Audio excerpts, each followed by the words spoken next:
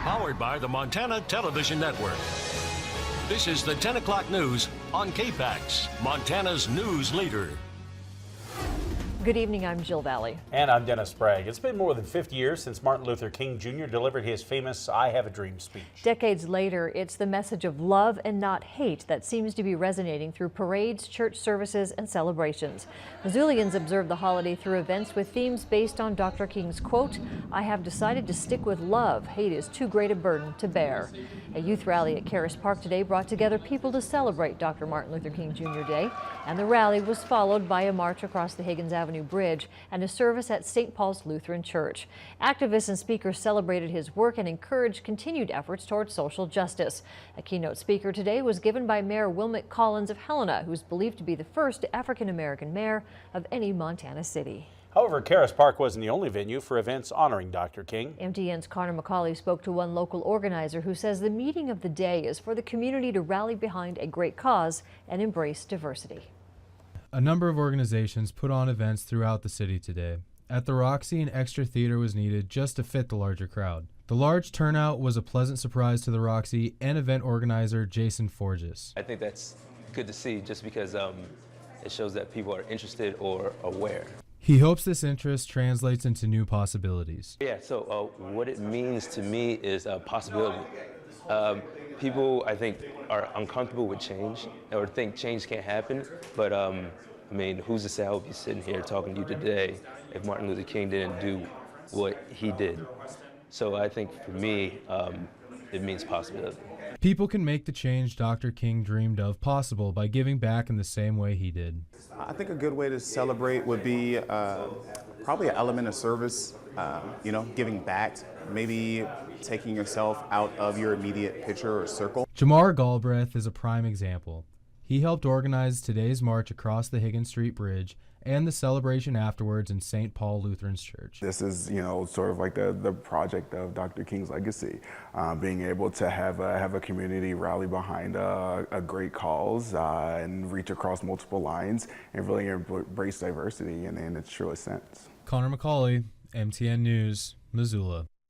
Dr. King's family is calling on people to commit 50 acts of kindness between now and April 4th to mark the 50th anniversary of the assassination. He would have been 89 years old. Well, it's time now to take a quick look at our weather. We were treated to some blue skies and mild temperatures today, but it could get pretty cold out there tonight. Let's check in now with meteorologist Russ Thomas. He has our first forecast. Russ.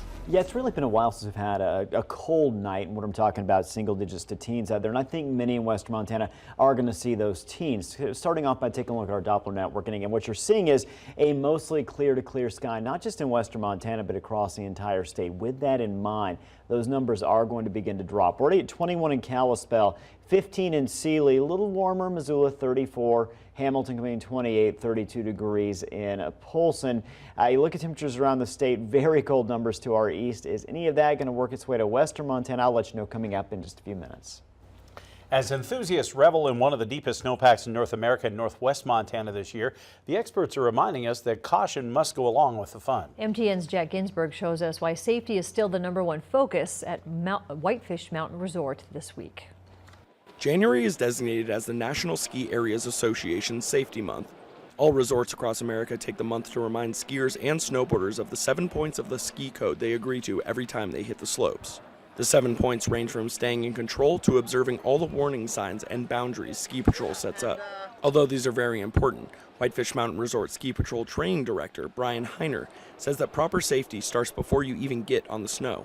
It starts in the parking lot with the proper gear, helmets, having your skis or snowboard, having your DINs tested once a year, making sure everything is tight, safe, and you didn't just drag it out of the garage and came out skiing for the first time in a long time. Heiner also touched on the importance of the right-of-way. No matter where you are on the mountain, you must yield to riders coming down the slopes from above you. Merging points where you are coming into something that may or may not be blind, or if you're the skier or snowboarder coming out of the trees, you need to be aware that you're coming onto somewhere and you need to check it out and look uphill to make sure you're not intruding on the groomer. Heiner says although a lot of the injuries occur among beginning skiers, it's those advanced skiers that are skiing black diamonds or double black diamonds that need to be the safest on the mountain and set the example for others. if my friend's going too fast, I need to tell them to slow it down in the slow areas. I need to tell them, hey, I don't like the way we're skiing this. Let's approach this in a different way. So I think the experts have a kind of a responsibility to be an expert everywhere, not just when you're skiing and snowboarding. Heiner also touched on the importance of wearing a helmet and how they are becoming increasingly popular for both safety and warmth. But at the end of the day, Heiner says he just wants everyone to have fun and be safe on the mountain that he adores. I love my job, I love this place, and I want to see people out here shaking hands and high-fiving and not meeting you laying face down in the trees or something. So keep it safe, keep it slow. Jack Ginsburg, MTN News, Whitefish. A premier pond hockey tournament in northwest Montana is canceled because of thin ice. The annual Montana Pond Hockey Classic was set at Foy's Lake in Kalispell this coming weekend, but organizers say a combination of variable temperatures and heavy snow mean the lake ice is unstable, referred to as soft snow ice. Organizers say they plan to move the tournament elsewhere, but the ice is just as poor elsewhere, leaving no choice but to cancel it altogether. Diane Medler with the Kalispell Convention and Visitor Bureau says while it's disappointing, safety is the #1 priority. Event organizers have offered to refund all but the non-refundable deposits to registered teams. The future of another condo project could be decided Tuesday as the Whitefish City Council votes on a 102-unit resort housing development complex on Wisconsin Avenue in the Flathead. This location is near the Baker Street Bridge and Big Mountain Road on the east side of Whitefish Lake. Whitefish Development Partners are asking the council for a conditional use permit to develop 66 condos at 700 Wisconsin Avenue with another 36 units 2 blocks away. The council was set to vote last month if they postponed it to allow the developer to submit more detailed information about traffic flow. The work session and the meeting begins just after 7 at Whitefish City Hall. A woman is facing drug charges after being arrested outside a Ronan car wash on Sunday. Ronan police say that just after midnight Sunday, 2 officers saw a silver Impala parked in the lot of Suds and Duds and made contact with the occupants. The officers found 21-year-old Amber Michelle Perzo was in possession of several small baggies of methamphetamine and other items related to drug activity. Police say that an investigation showed Perzo was intending to sell the drugs around Ronan. She was arrested and booked into the Lake County Detention Center on 3 felony drug charges. The ACLU says Walmart is apologizing for a racist incident that happened in the company's Bozeman store 2 years ago. February 2016, MSU professor Dr. Gilbert Caland was renewing his fishing license when he found an employee had deliberately typed his occupation on the form as clean toilets. Caland is an African-American Montana resident. He asked for an apology, but said Walmart refused. Later, the ACLU of Montana filed a discrimination complaint with the Montana Human Rights Bureau.